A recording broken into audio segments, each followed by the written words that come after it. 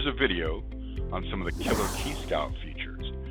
So I think this is tagged somewhere as like a how-to video, but the reality is it's a what's cool, how to do those cool things, and why you might want to experience. So as I learned from the Minecraft movie this summer with my son, first we mine, then we craft. Let's start with, how do we actually use KeyScout? So I want to look at the launcher in Detective, because we've got a couple options right out of the gate, but what you can see on the screen right now is the end game that we want to get to, maybe not all the way to the end, because this transfer out of the KeyScout collection to importing into Detective is underway. It's complete here. It took a minute because I literally used one of our out of the gate options here to acquire data, target collect data with a custom profile against a live drive, meaning I started Detective, just pointed at the drive it's running on, and ran KeyScout against it with a profile that got 129 out of 129 application and artifact sections checked, gathered 24 passwords and 2 tokens, an iTunes backup it found, and decrypted 3 out of the 9 encrypted data stores it found on this drive. That is evil. Well, that is powerful. Use your powers for good, as I always say, not evil. That's powerful stuff. So let's look here. I'm just going to minimize this KeyScout and come up here to the extraction section where we have Oxygen Forensic KeyScout, add it to removable media, or acquire an external drive. Now, I'm just going to do this one, add to removable media. So it comes to a menu to navigate to a drive where it wants to put the executable for KeyScout, which means you can take it with you, run it somewhere else and collect data, and then bring it back to your lab to process it. So I want to show you 2 things. One, this thing. So here's a OTG on-the-go device that I've got a million of them. I just went out to Amazon to find one. And this is a transportation medium. It's not a storage device. It allows you to, say, stick an SD card in here of a variation of sizes, and then hook up to a computer or USB-C. Now, sometimes you'll find them with a little flip-up thing here, so you can do micro USB as well. I mean, this is great. So here I am at the concert. I'm taking all these videos, and my phone's out of storage. Well, hey, I'll just pop my OTG device into my phone, transfer all the videos off the phone onto the on-the-go device, and I'm back in business filming videos, right? So terrific. So you get one of these, you throw an SD card in it, and then you come back to Detective, where you're saying, hey, I want to put KeyScout out there, and you navigate to the OTG device and put the executable on there. Now, let's look real quick at executable options, because I want to show you, not that drive, this drive, program files, Detective. In the KeyScout folder, look at this. There's a Linux version of KeyScout. There's a Mac version of KeyScout. And there's a Windows version of KeyScout, 32-bit, 64-bit, ARM processors, whatever. But we get all 3 flavors, right? Whichever machine we're after, because we can get artifacts from all of those environments. So you throw an executable on the OTG device, off you go with a new Ninja tool. Okay, so I'll just minimize this out of the way and come back to Detective, because our other option is acquire a drive. So let me click that one. Now, when you run KeyScout, I just got to tell you this, that it is a multi-threaded world here, because I've got a new KeyScout running here with the old KeyScout, oops, that's a map, with the old KeyScout also running right there. So just mental notes on that. If you happen to have a lot of drives that hook up to a machine and a lot of KeyScouts to run to acquire data from them independently, but concurrently, right? So I'll just minimize this one, and we'll start new. Remember, this is our end goal, finding a bunch of stuff. So I'll go here. Option number 1, run it against a live drive. So that's what I did here. I just ran it from the drive that Detective is installed to, ran KeyScout right out of the home screen, and just acquired from the drive that it's sitting on. Not the most prolific use case out there. It's kind of crazy. But if you take it with you and plug it into another machine and run it live against that live drive, the power becomes this. You can do a new search against a live system. We'll come back to images and drives in a second. A live system, and use profiles. Now this is the strength, not the total key to the kingdom, but one of the keys to the kingdom, and I'll talk more about that later, but this is the meat and potatoes where the rubber meets the road. Pick your analogy. Okay, we include several default profiles. Applications, system artifacts, passwords, and tokens at their default locations. Right? All files, applications, might as well get a disk image and memory. Holy crime, that's another option. We're not even there yet. System artifacts, passwords, tokens by all paths, not the default ones. Just memory, all files by all paths, or all documents and images from user stuff only. And that's all fantastic. We can go back and look at those later. Let's do the create. Actually, before we do it, here's a live drive. Which partition or physical drive do we want? I've got 1, 2, 3 physical drives attached to this machine. Each of them have their logical partitions set up. This one's BitLockered, so I can't get that one unless I know the password. And this is a GPT that's not going to come out of this collection. So I can pick whatever I want, but I'm not worried about that now. I'm worried about a profile creation. So I'm going to click that, and let's explore. So I have all these tabs of all these different things I can elect to collect in a targeted fashion. So in general, look, do I want hibernation file information from the machine? You know, kind of tied in with RAM and coinciding things like that. Do I want swap file information? Those are tick box choices. Additionally, do I want to determine files found by their content? Looking at file header information for prefetch and things like that. Reading the content significantly increases the search time, but you know, gets more accurate information as a result. And then I come over here to the search routes. Where do I want KeyScout to look? I can force it through individual paths. And I can do that to a specific depth. Like go to the user folder, the machine name, the downloads folder, and 4 folders deep from there. Or users, and I can use an operator or a variable, the asterisk symbol at this point, and get everybody's profile with their downloads folder. Right? Things that I force the tool to look in. Or I can say, do not go to these locations. Exclude these things. Don't waste your time. Right? There's a default set of them for Windows. There's a default set of them for Linux and Mac. I mean, for Pete's sake, right? I don't want to go in the Windows.old folder if I installed and upgraded from Windows 10 to Windows 11. I don't care about operating system data. Or I might, right? You can modify these. But this is a great way when you're targeting to say, go look here. I don't care if you look anywhere else, but be sure to go here. And don't look here. Don't waste your time, for sure. And you can modify these however you want. Passwords. Listen, if you know you're going to collect protected data from a machine like that BitLocker drive, or maybe a password store application that, you know, 1Password locks everything else up like that. If you know some of those and you have the master passwords, you can put them in here. And when KeyScout comes across those, it will attempt to use these passwords to open those lock boxes to collect more data. Very cool, very cool. That's why you saw in that other one, I had 3 of the 9 things decrypted because I supplied a password, and it was able to use it against some of the Windows DP API materials. So that's fantastic. Files. So sitting here by itself, it looks blank and really not a lot of fun. However, if I add a rule, or a hash set, by the way, if I add a rule, I can come in here and say, okay, for the first rule in this profile, I want to detect a full match where the file name contains, you know, Keith. And fantastic. Let me add another rule. For this rule, I want a partial match where the file content has the text string dog in, you know, UTF-8 character set. And for the next rule, I want to say I want a full match for files that were created from July 16th today. Let's go back to July 1st. And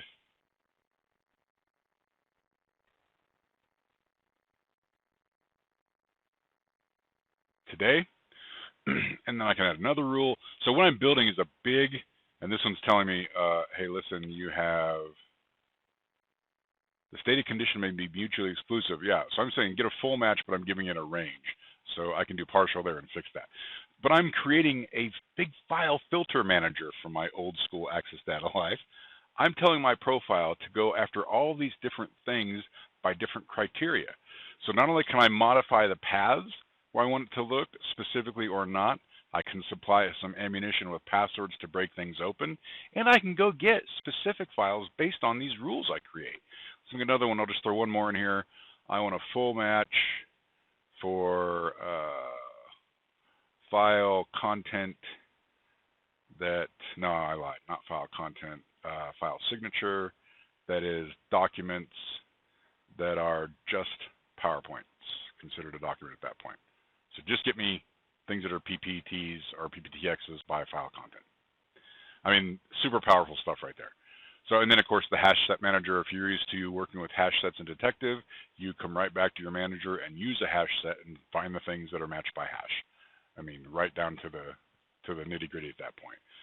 Okay, so applications, oh my gosh, and I thought our profile was creative already. Go here and check this out. So I can just sort by the platform here. Here's everything Mac, here's everything Windows, here's everything Windows and Linux, here's everything Windows and Mac, and here's everything on all three.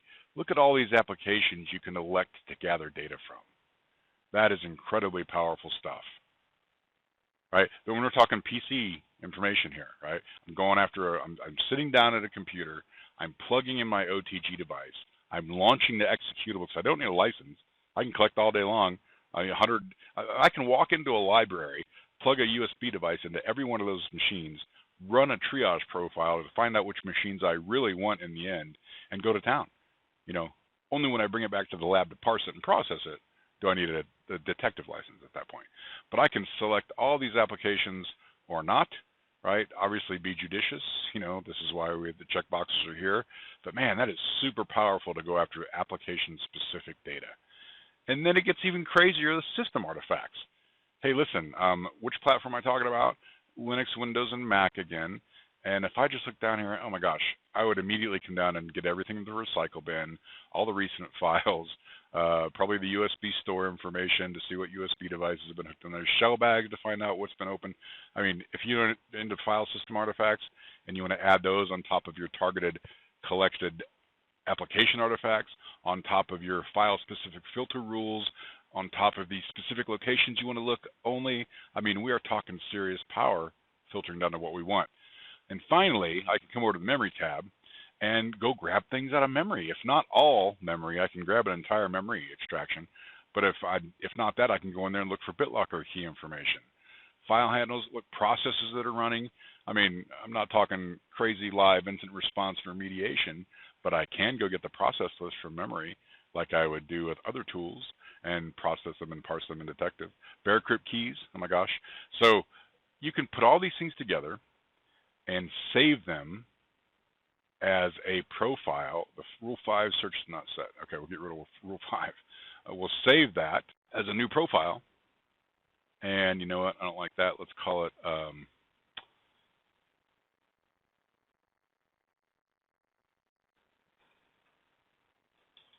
cool new profile to be succinct. And let me just see what did I made some definite rules there. There we go. Yep, that's it.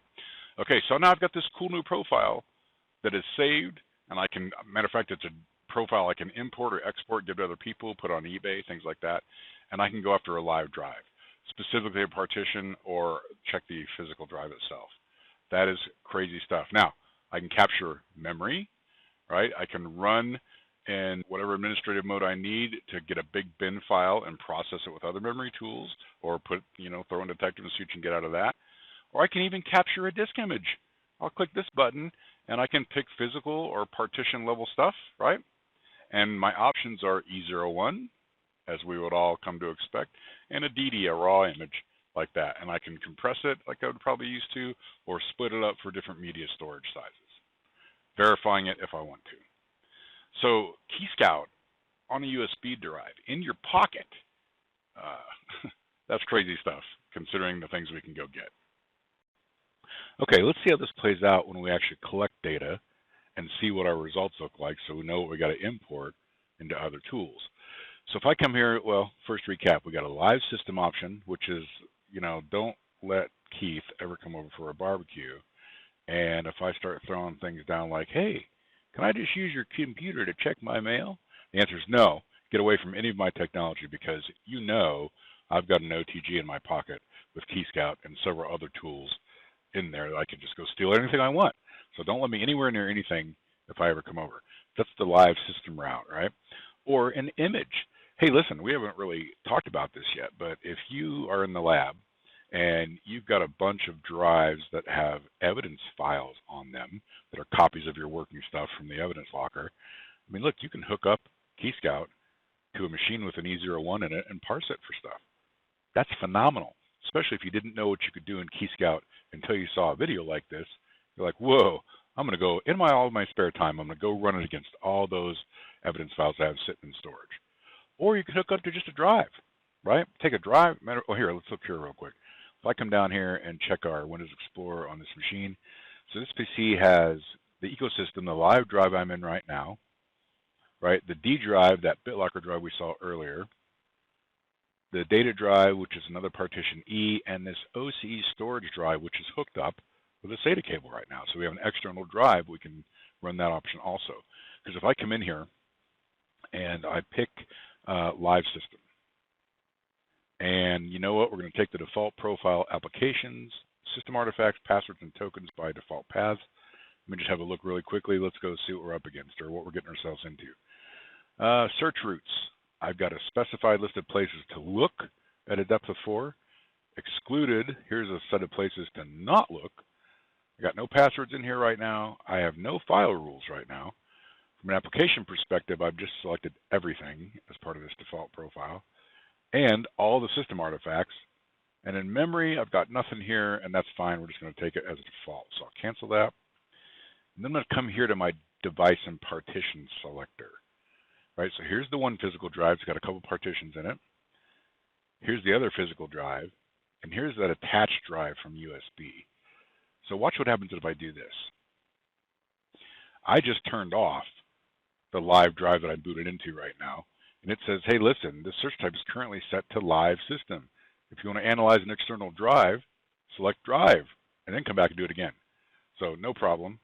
I'm going to turn back on the live drive and turn off this other drive that's in the system mounted right now and this USB SATA cable hooked up drive. And I want not the BitLocker one, not the GPT and the basic partition. I'm going to take the C drive, the ecosystem drive I'm booted into right now. And we're using the default profile that we just talked about, and I'll click go. Okay, so KeyScout goes out there, mounts the drive, and starts looking. And right away, so what comes up here? Oh, wow. So let me just scroll down a little bit. Encrypted data, we got DPAPI from Windows data, interesting. I've got Windows Logon Manager sessions, 8 of those. I got some AnyDesk, some BlueStacks.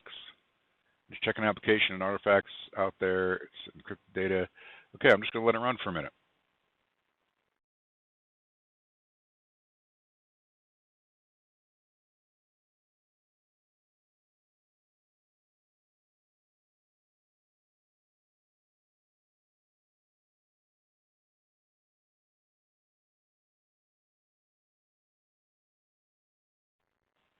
Okay, so my search is done at this point. It's saving the data. Found data, selected for saving, 197.92. And my options are this: export data directly to Detective or save it to a disk. Let's have a look at what's in here first. So I'm just going to maximize.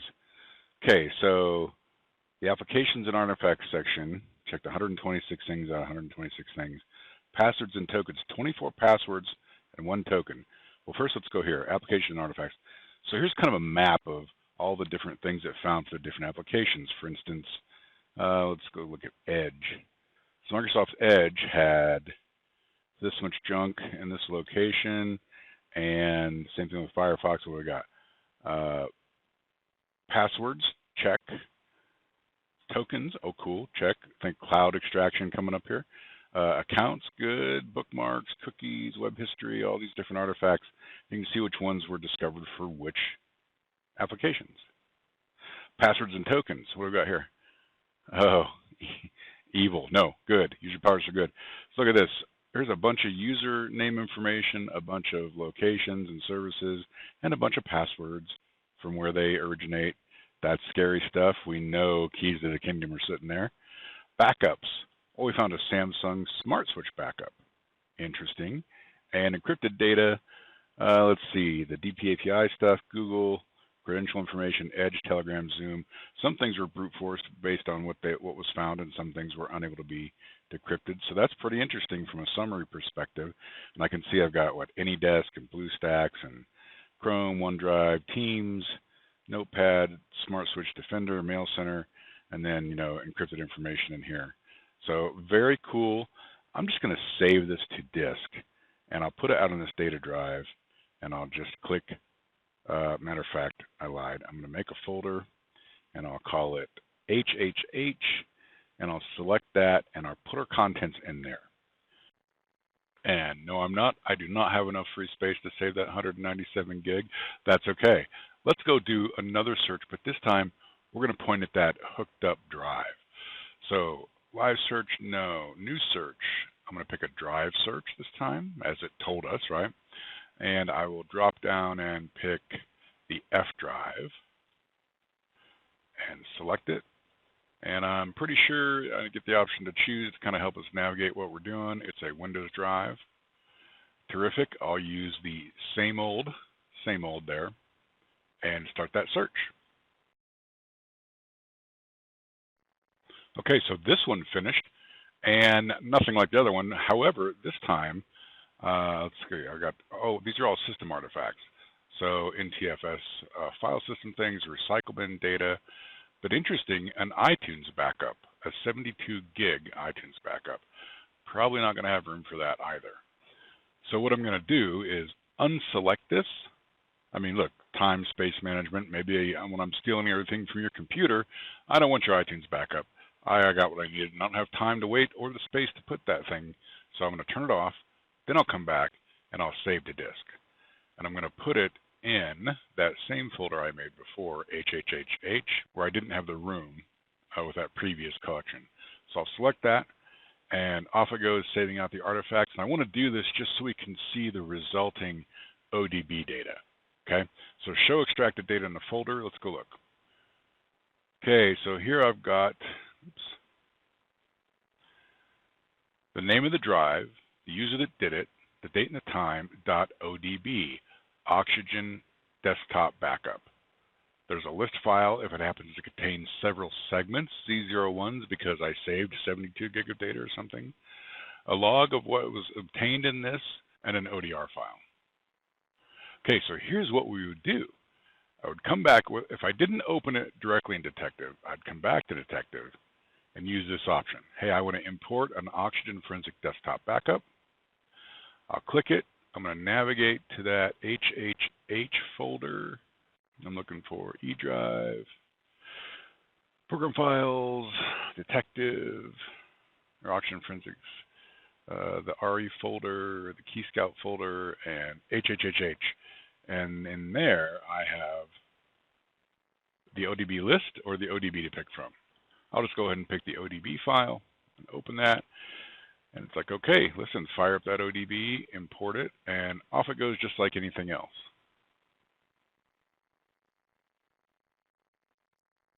And when it's done, I'll look at it. And it is a desktop extraction, Windows one indicated by the icon. 11,000 files, a bunch of system artifacts is what this boils down to. There really wasn't a bunch of data in that collection, and that's fine. We just want to see what it looked like to collect some data, navigate to the results, and import it to Detective. Okay, that's KeyScout in a nutshell, right? Live drive, evidence file, dead drive. Create an evidence file, E01 or DD with it. Create custom profiles. Carry the thing around on an OTG so you're never without. And imagine the use case, you walk in the library, there's 100 machines in there, and you got to kind of triage to see which ones you're actually going to take with you. Maybe you run a KeyScout collection on each one of them for a specific profile data. The ones that get the hits are the ones you take. Okay, grab some KeyScout when you can. Catch you later.